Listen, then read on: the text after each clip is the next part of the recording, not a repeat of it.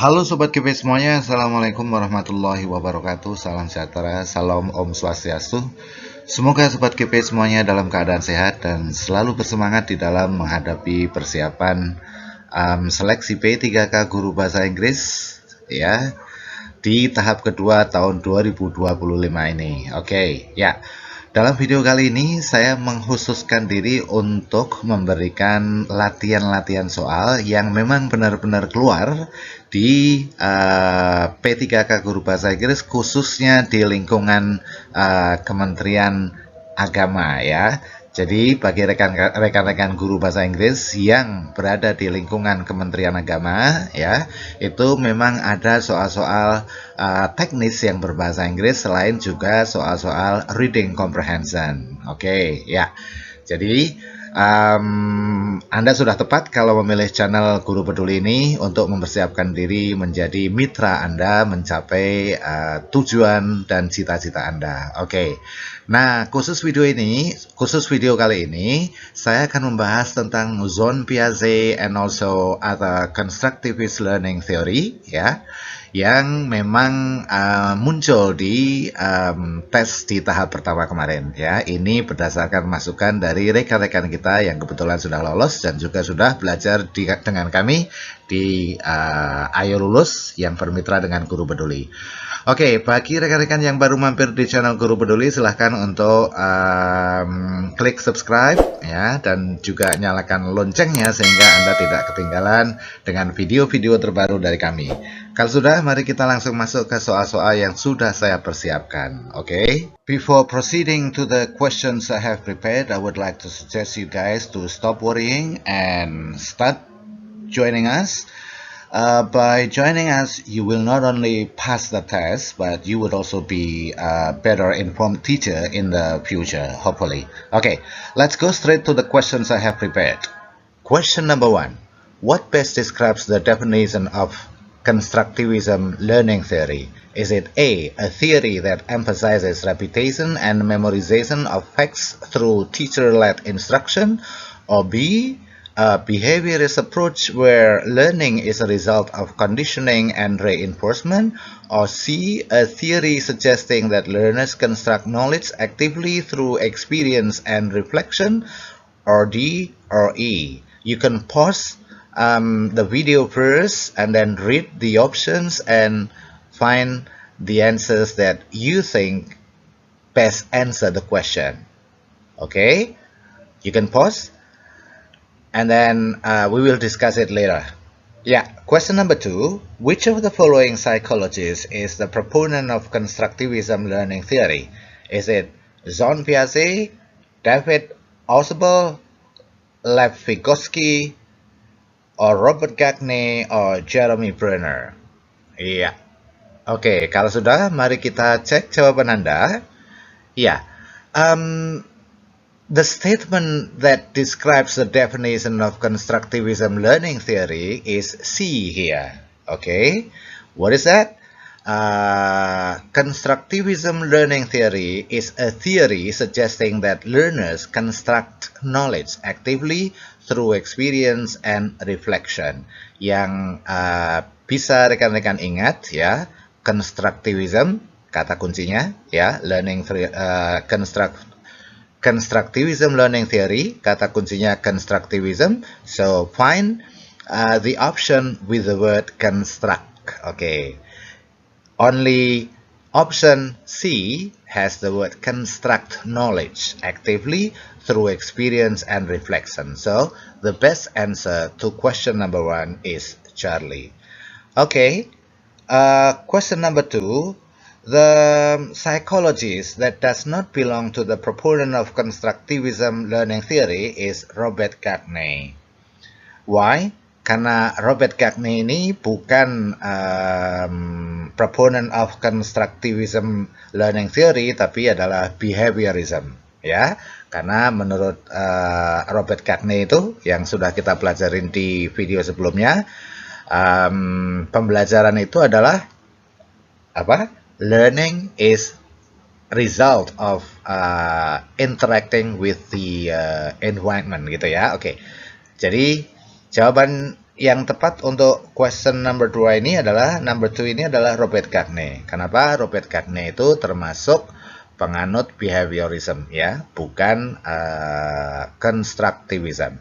Oke. Nah, ini saya munculkan di sini. Ini adalah para ahli yang mendukung teori constructivism. Siapa saja itu? Yang pertama adalah Jean Piaget dengan cognitive constructivism-nya, menekankan pada stages of cognitive development in learning ya. Jadi kalau Piaget itu terkenal dengan ini, stages of cognitive development ya, yang rekan-rekan semuanya tahu. Yang pertama itu untuk anak-anak usia 0 sampai 2 tahun itu namanya ya sensory motor. Oke, atau motorik ya. Nah, tahapannya itu adalah learning through senses and action, belajar melalui senses indera dan juga actions gerakan. Oke. Ya. Kemudian 2 sampai 7 tahun itu tahapannya adalah pre-operational. Pada tahap ini ya, children itu develop their language skills ya, and also they think egocentrically ya, tapi mereka egonya tinggi gitu ya. Makanya kalau anak-anak usia 2 sampai 7 tahun itu selalu bilang this is mine, ini ayahku, ini ibuku, ini mainanku, ini bukuku ya, selalu seperti itu. Oke. Nah, berikutnya adalah antara usia 7 sampai 11 tahun itu concrete operational, logical thinking about concrete events, and also formal operational itu 12 tahun ke atas ya, dimana usia 12 tahun ke atas sudah bisa berpikir abstrak ya, hypothetical, and also menggunakan deductive reasoning skill. Oke. Nah, kembali ke para pendukung atau pelopor dari constructivism tadi, masing-masing punya peran ya, atau the key contribution. Kalau Jean Piaget itu dengan cognitive development stages-nya, kemudian kalau Lev Vygotsky itu adalah dengan social constructivism, oke, di mana teorinya menekankan pada pentingnya interaksi sosial untuk anak-anak ya, atau pembelajar. Sementara Jeremy Brenner itu menekankan pada discovery learning ya, pembelajaran untuk menemukan sesuatu, dan juga scaffolding. Scaffolding itu mengingat scaffolding itu memulai dari yang siswa ketahuin kemudian menuju ke yang baru ya, and also the spiral curriculum. Kemudian John Dewey itu learning by doing ya, education as a social and interactive process. Kemudian ada yang lainnya, silahkan kalian baca sendiri ya. Oke. Ya. Ini semuanya penting untuk diketahui. Salah satu yang keluar itu adalah ini ya, stages of cognitive development ya, kemarin keluar di tahap pertama di soal kompetensi teknik pedagogik ya, khususnya di lingkungan Kemenak ya, karena memang menggunakan bahasa Inggris, kemampuan teknisnya dan profesionalnya. Oke, berikutnya soal nomor 3. Which of the following is not an underlying principle of constructivism learning theory? Nah, di antara yang di bawah ini yang tidak termasuk prinsip pembelajaran konstruktivism itu adalah delta ya. Oke, delta. Oke, apa itu? The teacher is the central authority who transmits knowledge directly. Ini adalah teori belajar tradisional, oke, kuno ya. Sementara A, B, C, D itu termasuk bagian dari learning principles of constructivism. Kita lihat, ini adalah the core principle of constructivism. Yang pertama adalah principles itu artinya the belief ya, atau keyakinan kita terhadap belajar itu apa. belajar itu bagaimana, gitu ya. Oke. Jadi the core principle of constructivism atau orang-orang yang menganut constructivism itu meyakini bahwasanya pembelajaran itu harus aktif, tidak pasif ya. Kenapa? Karena students build knowledge by doing. Karena siswa itu ya membentuk pengetahuannya dengan melakukan sesuatu. Oke, itu prinsip yang pertama. Prinsip yang kedua, new knowledge connects to prior knowledge. Ya, prinsip yang kedua adalah pengetahuan yang baru itu selalu dikaitkan dengan pengetahuan yang sudah ada sebelumnya, gitu ya. New knowledge connects to prior knowledge. Artinya apa? Learners, pembelajar itu interpret new information, menginterpretasikan informasi yang baru melalui apa? Melalui existing mental frameworks atau schemas, melalui kerangka mental yang sudah ada sebelumnya atau biasa kita sebut pengetahuan ya atau skema. Kemudian prinsip yang ketiga adalah social interaction enhances learning. Adanya interaksi sosial itu meningkatkan pembelajaran. Nah, jadi makanya kegiatannya itu adalah discussion, collaboration, and also shared problem solving. Oke, ini adalah teknik-teknik pembelajarannya. Kemudian prinsip yang keempat, learning is personalized. Belajar itu adalah personal, gitu. Artinya apa? Artinya setiap individu itu membentuk pembelajarannya sendiri dengan cara yang berbeda. Artinya tidak setiap orang itu sama cara belajarnya. Oke. Kemudian prinsip yang kelima, real world context matters. Artinya apa? Konteks pembelajaran dengan dunia nyata itu penting. Artinya apa? Learning is most effective. Pembelajaran itu akan sangat efektif jika dihubungkan dengan atau jika dikaitkan dengan situasi yang otentik yang sebenarnya dan juga bermakna bagi siswa itu. Oke ya.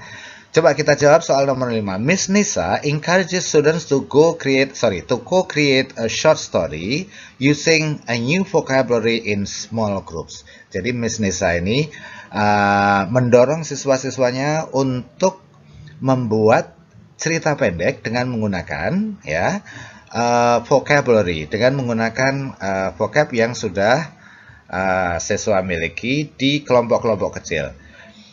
Which constructivist principle is most reflected in this task? Dari berikut ini yang merefleksikan kegiatan itu yang mana? Apakah memorization of vocabulary list? Tidak, karena tidak ada kegiatan memorization di sini. Teacher-led instruction juga bukan ya. Oke. Tapi di sini adalah guru atau Miss Nisa mendorong siswanya untuk co-create, untuk bersama-sama membuat cerita pendek. Berarti di situ terjadi apa? Social construction of meaning. Artinya apa?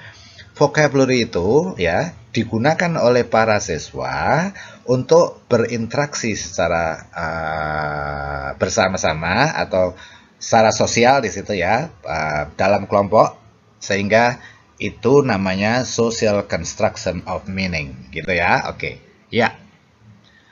Ingat ya, ini adalah 5 prinsip dari constructivism. Oke. Berikutnya soal nomor 5. In a constructivist language classroom, di dalam kelas bahasa yang menggunakan prinsip constructivism, how would errors in student speech be most effectively addressed? Kesalahan ucapan itu gimana? Harus diperlakukan seperti apa? Apakah immediate corrections by the teacher? Apakah kesalahan harus langsung dikoreksi oleh guru? Tidak tentunya ya.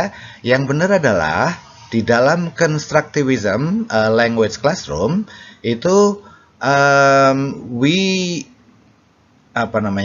suggest ya, we encourage students to be able to use opportunities ya to use or to correct each other, untuk saling mengoreksi kesalahan tersebut dan juga untuk melakukan self reflection. Jadi jawabannya adalah Charlie. Oke, soal nomor 6. Which of the following classroom activities best demonstrates constructivist learning in a foreign language class? Kalau ini kira-kira yang mana yang constructivist language learning? Students memorize verb conjugation from a chart. Siswa menghafal perubahan kata kerja dari daftar? Tidak ya, karena bukan memorization. Memorization itu bukan merupakan bagian dari prinsip constructivism. Student translate the paragraph individually? Juga tidak. Student role play a situation at a cafe using target language expression. Nah, ini dia. Kenapa? Ini adalah real world contact matters. Jadi jawaban C inilah yang menunjukkan constructivism learning principle. Yang mana itu real world context matters. Jadi menggunakan authentic and meaningful situation. Oke ya guys, berikutnya soal nomor 7. A teacher uses real-world tasks like writing an email or giving directions in the target language. What constructivist principle is being applied here? Oke, menggunakan apa?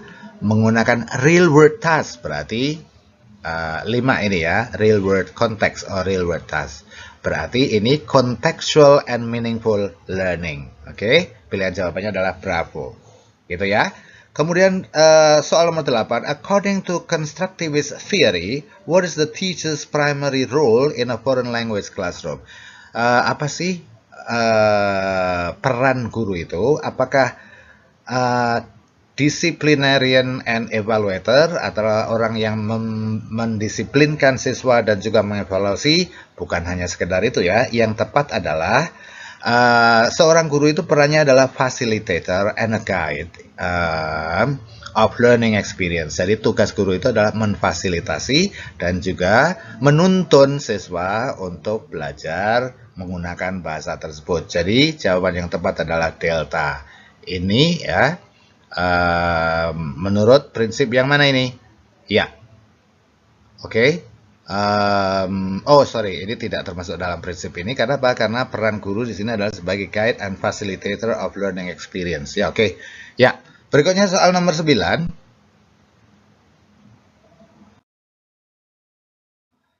A student reuses language patterns from a role play in a real conversation, adapting them for a new context. What cognitive constructivist process does this reflect? Seorang siswa menggunakan pola bahasa yang didapat dari sebuah roleplay ke dalam percakapan yang sebenarnya dengan mengadaptasi beberapa bagian ya untuk konteks yang baru. Oke. What cognitive constructivist? Kalau yang seperti ini itu termasuk apa? Termasuk di bagian mana? Ya, oke. Ya. Ini adalah termasuk assimilation and accommodation. Ya, oke. Jadi jawabannya adalah Charlie. Untuk kalian, untuk sobat KIP semuanya ketahui ya, ada 4 core ideas in in teori Piaget ya, Ozon Piaget. Dia itu ada skema, ada asimilasi, ada akomodasi, ada equilibration. Skema itu adalah mental framework that help organize knowledge. Itu adalah kerangka mental atau kerangka pikiran yang membantu mengorganisasi pengetahuan siswa. Kemudian asimilasi itulah fitting new information into existing schema, mencocokkan informasi atau pengetahuan baru ke dalam skema yang sudah ada, kepada pengetahuan yang sudah ada. Kemudian accommodation itu adalah adjusting schemas to fit new information ya, menyesuaikan atau menyesuaikan skema yang sudah ada atau pengetahuan yang sudah ada untuk fit new information, untuk menyesuaikan dengan informasi yang terbaru. Jadi ini namanya assimilation and accommodation. Soal nomor 10, how can peer collaboration enhance language learning in constructivist framework? Ya, jawaban yang tepat adalah kenapa? Karena it enables co-construction of meaning and also authentic use of language. Kembali lagi, ini tadi ke authentic use of situation and also meaningful situation.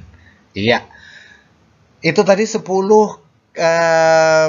soal tentang constructivism and also a little bit about Jean Piaget theory, oke. Dan kalau kalian mau informasi lebih banyak lagi tentang teori-teori pembelajaran, ya, you can join us. Oke, you can join us in our Bimbel Online P3K 2025 Guru Bahasa Inggris, ya. Silakan hubungin kami di 085947268588. Oke. Iya. That's all for our video today. Thank you very much for watching. Hope that it would be beneficial for all of you here, and thank you very much. See you in the next video. Wassalamualaikum warahmatullahi wabarakatuh.